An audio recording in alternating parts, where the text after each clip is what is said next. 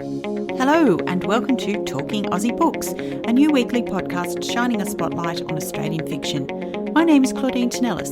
As a writer and avid reader, I love chatting about books. And in this podcast, I'll chat to authors, publishers and readers, giving you, dear listener, insight into what's hot on the Australian fiction scene. So if you're looking for your next book recommendation or just want to know more about Aussie fiction writers, this podcast is for you. Grab yourself a cuppa, sit back and enjoy. Well, listeners, it's another day, another interview, and another fabulous Aussie debut novelist to chat to. I had the very great fortune to meet my next guest at the Bad Crime Festival in Sydney last November. And listening to him speak about his debut novel, The Night Whistler, I became intrigued and wanted to know more. Afterwards, I promptly marched up to the table where he was signing books, introduced myself, and handed over my card. The rest, they say, is history. Although The Night Whistler is his first novel, Greg Woodland comes from a screenwriting and filmmaking background. He has made several award-winning films, consulted to Australian film funding bodies, taught screenwriting at university and other institutions, in addition to running his own script development business. The writing in this novel, listeners, is sharp. The story is gritty and compelling, an absolutely terrific debut. And so I'm delighted to welcome Greg to the podcast today. Hi, Greg. Hi, Claudine. It's great to be here. Thank you so much for having me. It's wonderful to have you. Now, I know this book has been out since August of 2020, and you're probably used to seeing your name up on screen and on scripts, but was it a different feeling to hold your first book in your hands? Yeah, it was a thrilling feeling because I'd had the script that originally inspired it. I'd spent years trying to get it up and it had not happened despite having a lot of money and people behind it. It just didn't happen. So to actually see it, to have written it as a book and to see it out there was a huge thrill and a delight. It still gives me a real kick to see it on the shelf of some bookstore or when a reader contacts me to say they read it and loved it, or it's amazing the number of old friends that came out of the woodwork too and had read it. That's fantastic. Well, I loved it. It was a thrilling read for me. So I wanted to know, how long had you worked on The Night Whistler before it was contracted for publication? I probably spent 3 years on and off working on that book. I began it in 2015 with a fellowship to Bundanon, and I kind of outlined it at Bundanon. I'd used the original script, which had kind of called me from the bottom drawer, as the basis for it. But the original script was only a part of the story that you see in the book now. The original script was more about the family story and the boy's story, but not about the detective. The detective didn't come into it. And the psychopath was a different kettle of fish altogether. I had to really ramp everything up to embed it pretty firmly in the genre of crime. I really want to do a rural crime book, because rural crime is something I love. I've kind of been reading rural crime and rural noir, as they call it, Aussie noir, not just from Australia, but from all over the world, from Scandinavia, America, Britain. There's something, I grew up in the country, and so I do love the idea of a crime book that's set in the country. Yeah. So overall, it was about 3 years, I think. I understand that this book was inspired from a chapter in your childhood. So I was wondering if you could tell me a little bit more about that. Yeah, I was one of 5 kids. We're all born very close together. Now, I'm not going to go right back to the start here, but just to say, our dad had been a full-time army guy until the early mid-60s. Vietnam hadn't started when my mother talked him into quitting the army and coming home, because she was tired of him being off in all sorts of far-flung posts while she was left behind to look after the kids. So they found themselves moving to Tamworth, which was a small town then. And we lived in a back blocks of Tamworth on the southern side, South Tamworth. And I think one of my brothers was still a babe in arms, and I was just a fairly young kid myself. And Dad got himself a job as a commercial traveller, which meant, of course, that he could be away from home for lots and out on the road, which is what he loved to do, travelling, and not spend a great deal of time at home with the family. So Mum was pretty much left to bring up the 5 kids while Dad was out on his 2 to 3 week sojourns out into the back blocks of New South Wales, all over the state. And in that time, one year, I think it was the first or second year that he'd had that job, she found herself the target of this malicious phone caller. Some person started ringing her It was usually the very night my father had left. He had an uncanny habit of knowing exactly when he'd gone. And so this person would ring, usually after the kids had gone to bed. It was almost as if he could see that the kids' bedroom lights were out or something. And then he would ring my mother, and she would, of course, think it was Dad. And it turned out to be this strange, malicious phone caller. Now, he used to whistle to her. I don't know what it was he whistled. What happens in the book is quite fictional.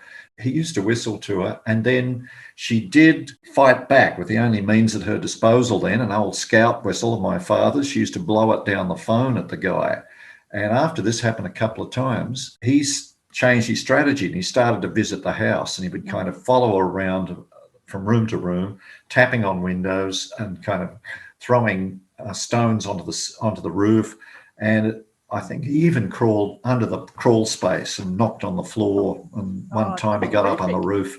He pretty well terrorized her. And she kept all this secret from the kids. I don't know how she did, but she did. She didn't want any of us to know. I think, we had glimpses, and I do recall calling out, "Mum, there's someone outside," a couple of times. And, one of my brothers might have as well. But we never fully knew what was going on. She'd always convince us it was only the wind, or it was no big deal. Don't worry, go back to sleep, And she would sort it out herself. But this went on for about a year before my father did finally manage to go home. And he had an old army rifle at home, and he kept that. He kind of snuck in the back way over the paddocks and parked miles away, and, just sat in the dark a couple of nights running and waited for this person. One night, a guy did turn up. He did hear noise on the front porch, and he ran out with his gun, and the guy yelled, "Stop, Jim, don't shoot, it's me." Turned out it was Bill from next door at the time. Now, Bill wasn't the whistler, as it happened. He was really just trying to help my mother. She'd kind of asked him to keep an eye out every now, a few days before, and forgot to tell him Dad was home. Yeah, it did go on for some time until finally the cops did catch him pestering another woman. He gave up on Mum eventually and moved on. Wow, that's an incredible story. In fact, I remember you saying that exact story at the crime festival that I met you at. And I remember thinking it's exactly why I was so intrigued by this novel. I mean, that's one heck of a story. Yeah, so that's kind of forms the basis of one subplot there. But of course, it goes darker than it happened in real life. It was, I had to think, well, what if he didn't give up? What if this was just the start of it? He was a stalker. They didn't call them stalkers then. They called them anything but snowdroppers, nuisance callers. The word stalker didn't exist in New South Wales police language, I don't think, at least not in our local cops, it didn't. Yeah, she did finally get rid of him, but I know it took a toll on her nerves for a large part of that year. I'm sure it did. How scary for her. And, being alone in the house with 5 children, my goodness. And the fact that she kept it a secret was just phenomenal, really. Yeah, she told me years later when I had just graduated film school. I was a working director at the time, and I was starting to write feature-length scripts, and I think it was the mid-90s, and she just happened to, I was visiting her at the time, and we sat down over a cup of tea, and she just told me the story. Out it came, and I had the vaguest memory of, the things that went bump in the night of that time, and she was very happy for me to tell that story. She thought it might make a film at some point. You and I know what the book is about, but for listeners who haven't read it yet, can you tell me a little bit more about the story? Yeah, sure. It's set in a small country town, fictionalised town. It's not Tamworth. It's a fictionalised town. It's like one of those small towns in New England, New South Wales, like Walkey, Uralla, Guyra, Tenterfield. It's called Moorabool, and it's a little bit like all of those towns. And it's set in 1967, and 1967 back in those days was a good place to grow up. Not so great to grow up if you're non-white. And there's quite a lot of racial tension going on at the time as well. And some of that informs the background of the story as well. But essentially it's about a family, a kid, a 12-year-old boy who's a crime buff, Sherlock Holmes fan, who arrives new in town, and he and his little brother find, while they're roaming the paddocks behind his house, find a dog in a rusty barrel, and this dog has been killed rather awfully. And Hal decides he wants to find the person that killed the dog. At the same time, a new lowly probationary constable who used to be a detective sergeant of homicide before he fell out with the system. He's living in Murrabul now, estranged from his wife and family, and he lives now with 3 dogs. And one of his dogs has gone missing, and he goes in search of the dog. And of course, their paths intertwine through this event that happens down near the caravan, which also figures in the story quite well, the caravan on the cover. So each develop their separate investigations. The local cops really don't want to know about it. The sergeant in charge is very dismissive of the whole thing, and he's not really interested. And he has reasons for that, which emerge as the story goes along. But Mick Goodnow, my detective, goes searching for this character. And when Hal's father goes off on one of his trips, Hal's mother starts getting these mysterious phone calls. And when she reports them, the only cop in the station who responds to her is Mick Goodnow. And before long, Mick begins to get the feeling that the person who killed his dog is one and the same as the mysterious phone caller and nocturnal visitor, malicious visitor to this house. Yeah, the investigation ramps up from there with both of them, and with Hal getting himself right out of his depth in his own little investigation. Yeah, it's a fantastic premise. It really is. So, as you said, the novel is set in the late 60s, well and truly before the internet, mobile phone technology, and DNA profiling. And the policing procedures that you explored in this book are appropriately defined by that era. So, I guess I wanted to ask you, why did you set it in the 60s? Firstly, I wanted to be faithful to the story my mother told. The other reason was I love growing up in the 60s. I also love films about kids that are peeping into the murky depths of the adult world and trying to work out what it all means. I was a huge fan of the Donna Tartt book, The Little Friend. Before then, I loved the Harper Lee book, To Kill a Mockingbird, one of my favourite books. And I just thought that kind of story transplanted to an Australian rural town could work really well. And it was certainly turf that I wanted to explore.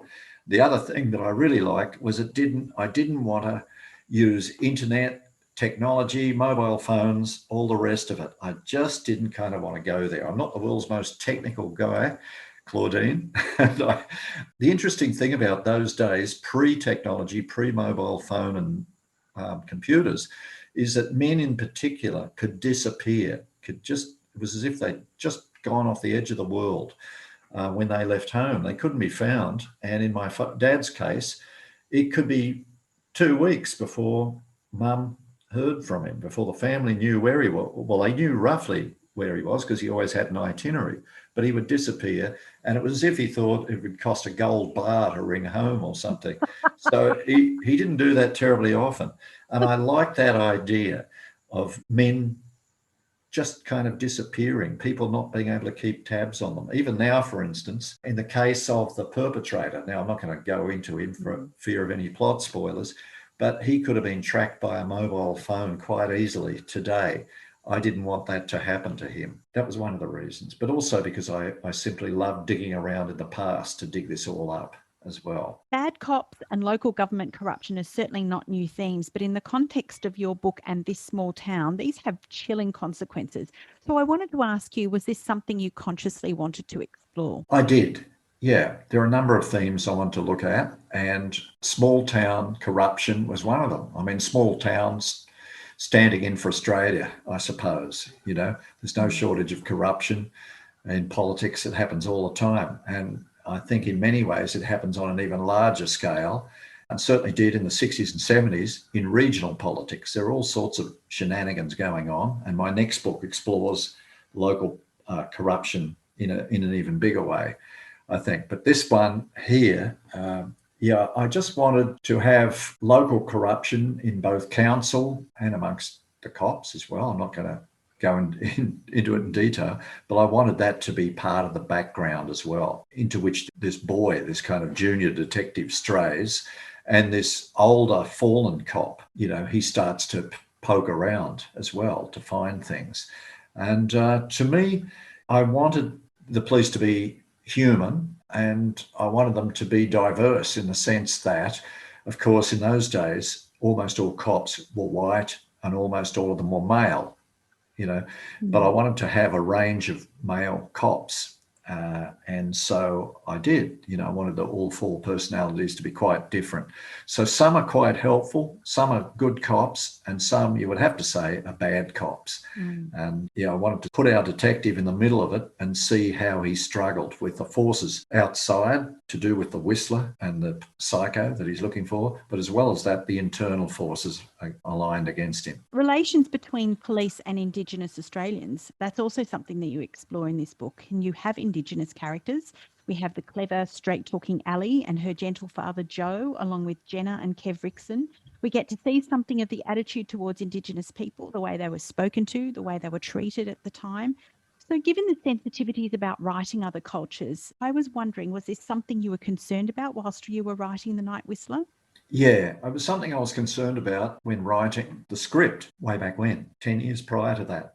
And I, in fact, did have a cultural advisor on that who's gone on to become a very well-known Australian author, extremely well-known. So she gave me the first kind of reports and the first helpful feedback about what I was doing. And she basically liked it. And that was a huge help. But then when I wrote the book, she advised me, I went back to her. I knew I had even more Aboriginal characters in it. And there was a couple of subplots where I just knew I needed to get some advice here, some cultural advice. And so texts were with me when I suggested we go to someone.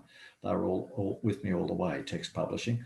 So I wound up being recommended by my original advisor to go to the area where I was setting the book. So I went to Armidale and was given a couple of leads, and I followed them, and I wound up getting a very nice woman whose name I won't mention now, but she was the head of the Armidale Culture Centre, and she was hugely supportive, but she gave me verbal feedback, and that was great. I needed to get some written feedback, and I got a second advisor, Steve Witters, who's become my main cultural advisor, and he's an educator as well. He certainly educated me a lot about what was going on and what had been going on in the town. Also, we were at the same age and we knew a lot of the same people in common from our days in Armidale. I lived in Armidale as a teenager and went to uni there as well. So we had a lot in common, and he gave me quite a lot of cultural advice. For one thing, I'd thought that the characters in it were Gamilaroi. He said if they're living in a high country town, they're likely to be Anawan people. They're going to be Anawan mob. So I made them Anawan mob, and I just delved a little bit deeper and a little bit more authentically into those characters. I think it was very important to do that. I really wanted to be respectful of them, and I wanted them to leap off the page at you and, be a bit in your face as well. I didn't want them just to be merely in the background.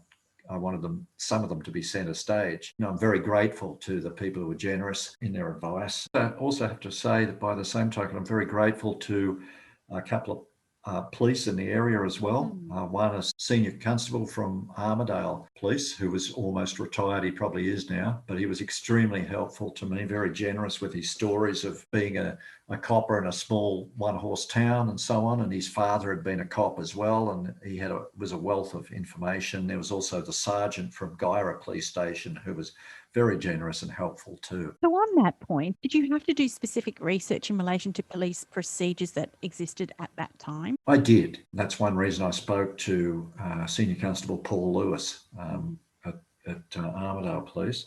But I'd also done a lot of research into local crime through the Dixon Library at New England University.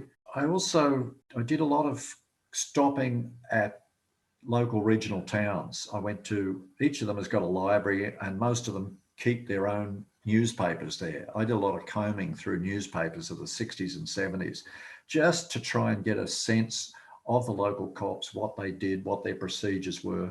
And I think I might have gone to police archives as well. I combed through police archives looking at photographs from the 60s and so on. And for the new book set in 1971, I did the same thing too. And I wanted to be true to it, and I may be caught out here.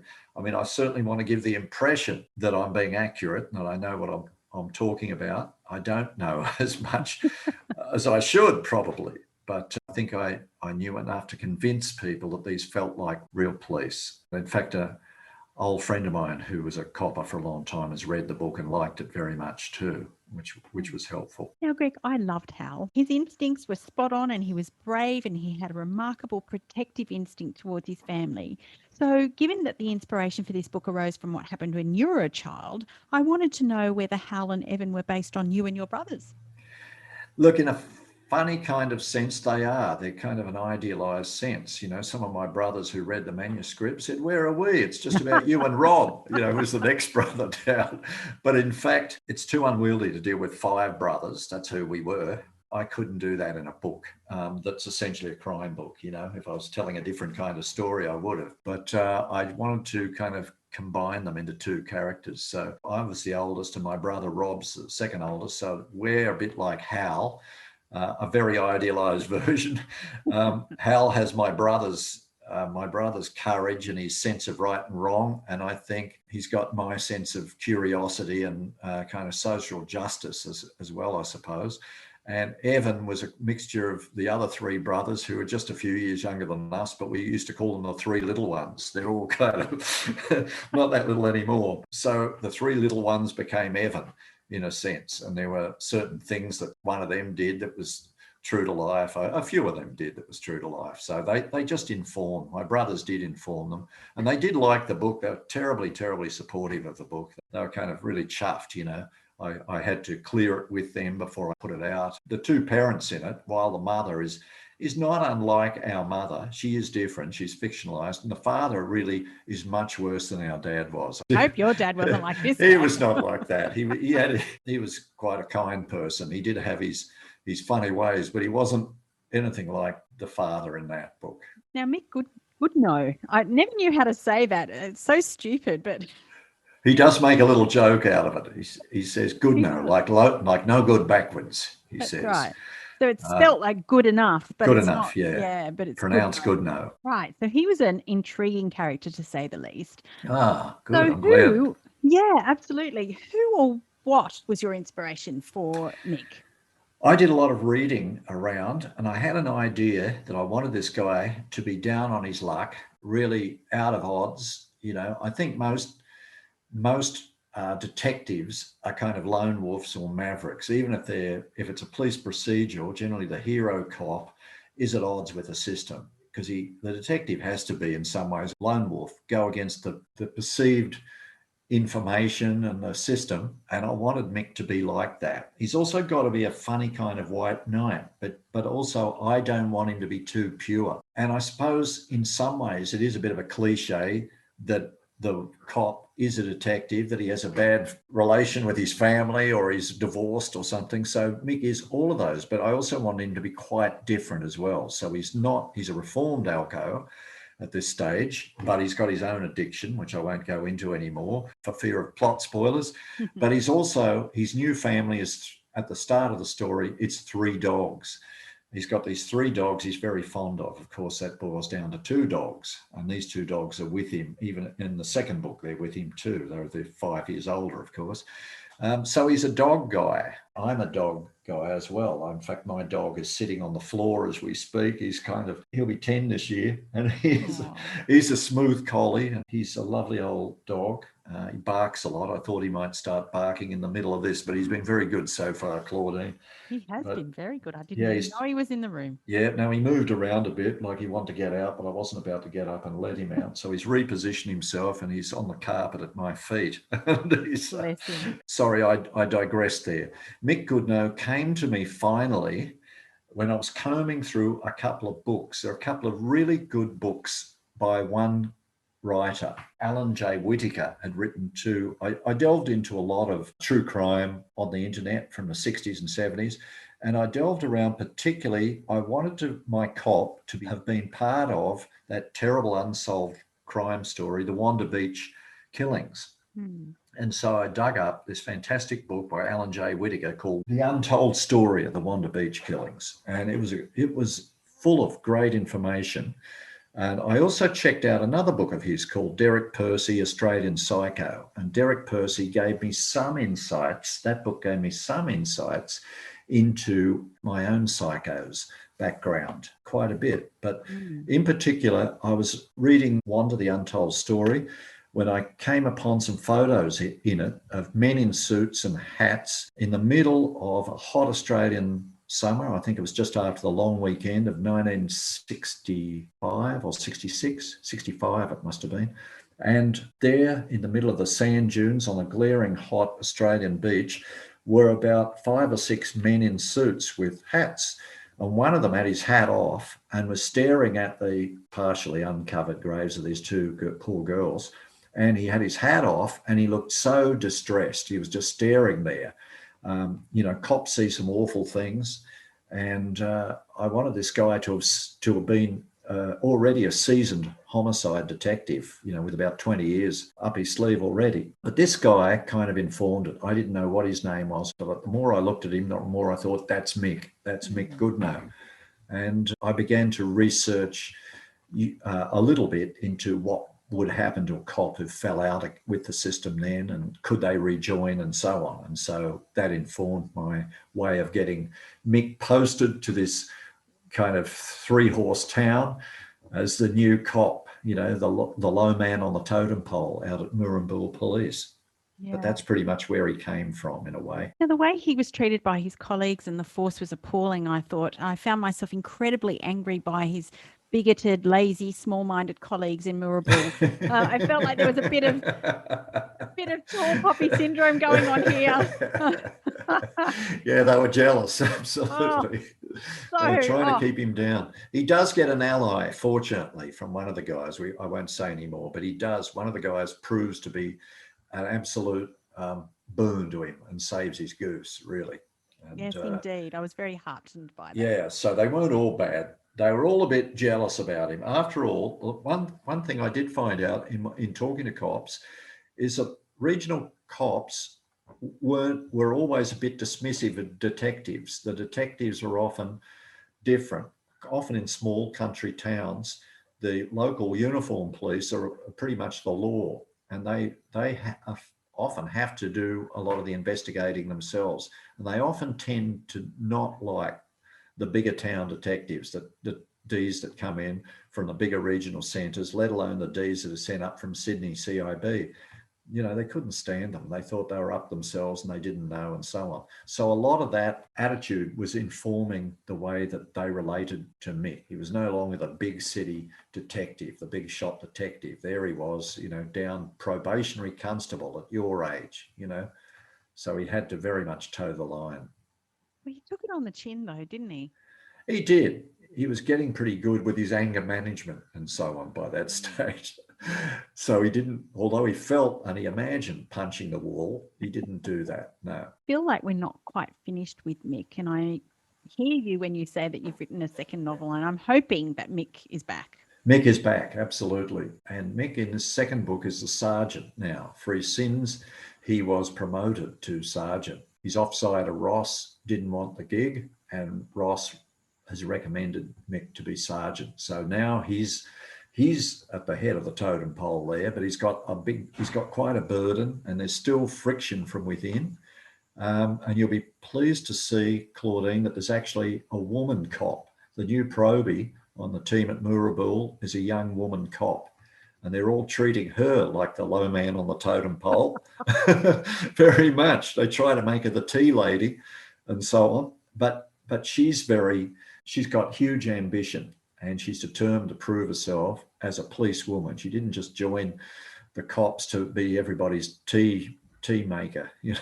Yeah, she gets her moment in the sun as well at the new story. It's quite a dark tale as well. It's at least as dark as The Night Whistler. It's called The Carnival Is Over, and hopefully Text Publishing like it. That's all I can say. We'll just have to see what happens. They better publish it, Greg. They better publish it. You've got to tell them that Claudine from Talking Aussie Books is waiting on this next. I will tell them that. I will tell them for sure, because I don't have a plan B at this stage. Given your experience as a screenwriter and teacher, I was wondering if you had any tips for the aspiring writers who listen to this podcast. It is funny you asking me, Claudine, when I look at some of the people you've interviewed. Even at my tender age, after about 30 years as a person writing screenplays and working on other people's screenplays as co-writer, script editor, assessor, So I'm script consultant, which I've done for pretty much 30 years. As a novelist, I'm still a newbie.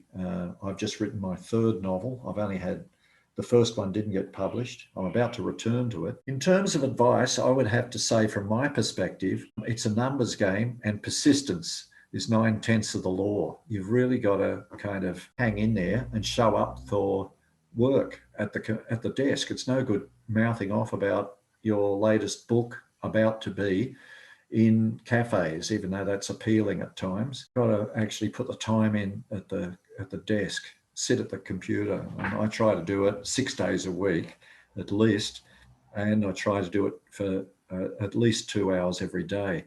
And I'm trying to ramp that up this year to about an average of 4 hours a day, which I have been doing by and large. Somebody, a very famous woman writer, said, show up, show up, show up. And sooner or later, the muse will show up. Yeah, so I do show up, and you don't wait around for inspiration. I find you just have to keep going with what you're on already. I used to be a huge believer in outlines, and I outlined and used index cards to put together The Night Whistler, but I wound up abandoning that when I was on my second draft of the book. I became a pantser rather than a plotter, and I started kind of coming up with new scenes that I hadn't outlined or imagined. I found that quite liberating, and I really liked it. So for the second book, I've become more of a pantser. I did for the first draft, but for the second draft, and I think the third draft I'm about to begin soon, I'll be going to outline for that, to just strengthen the outline. I think a strong structure is really important for a novel, as it is with a screenplay. And that's certainly one thing that screenwriting has taught me, how to put a structure together for a story with a beginning, middle, and end, and so on. That structural stuff can really help a new writer. So I think don't get too bogged down in research. Research is really seductive. You can tend, when you're in the early stages of writing, it can tend to think research is writing. Well, it's not. It's not writing. It's about informing the writing, and sooner or later you've got to get off the mountain of research and just start typing out the words and carving through it. So I think that's important too. We want it to look like you really know your stuff and like the characters are absolutely real. But if you're writing fiction, we're allowed some leeway, as long as the main thing is, I think, that the reader cares about the characters. And something I got from a seminar with Michael Rowbotham, who's a brilliant thriller writer, of course, one of our best. He said the three most important words a writer can have, he said a crime writer, but I think he means all writers, is make them care. And what he means is we, the writer, have got to put enough into the characters so that you, the audience, believe them and care about them. And I think that I've tried hard to do that, and I continue to do that. You absolutely have. And yes, Michael Rowbotham told me that very same thing. He says he has it above his desk or above his computer. That's a great idea. I should put it up on the wall. I tell my students that, but I reminded myself. Well, I wanted to ask you before, and I forgot, we should go back. I wanted to ask you, has your mum read the book, or did she know about this book when you wrote it? My mum knew the film was happening because my mum had mental clarity then, and she was very excited about it. She sadly developed dementia in her early 80s, and she died about 3 years ago, the age of 89. And while she recognised us, she would get confused about our partners and confused about some of the kids and so on. She really was off with the pixies a lot in the last few months of her life. While I told her that the book was going to be published, I had the deal in place. Text actually put the book back for 1 year, so sadly it didn't get published in the year that she was still lucid. Got published the year after she died. In fact, 1.5 years after she died, that's right. So it wasn't Text's fault anyway. She just didn't hang around long enough to be able to read the book. I'm sure she would have loved it, I think, if she had read it. If readers wanted to connect with you, how could they do that? Probably the easiest way is to go to my author website, gregwoodlandauthor.com. You can find that quite easily just by Googling it, or you can follow me on Instagram very easily, Greg Woodland Author on Instagram. If you're interested in screenwriting or adapting, from a novel to a screenplay or back the other way, adapting sideways, we call it, you can go to my script writing website, which is scriptcentral.com.au. So any of those ways, you can get to me and I'll respond quickly. Fantastic. Greg, I wanted to say that I thoroughly enjoyed The Night Whistler, an impressive debut to say the least. I wish you every success with it and your follow-up novel. Thank you for joining me on Talking Aussie Books. Thank you so much, Claudine. It's been great talking to you and an absolute privilege and pleasure to be here. So thank you. Well, that's a wrap, folks. If you enjoyed this podcast, please leave a review on iTunes or drop me a line via my Instagram at Claudine Tinellis or on my webpage, claudinetинellis.com. Thanks for listening. Until next time, happy reading.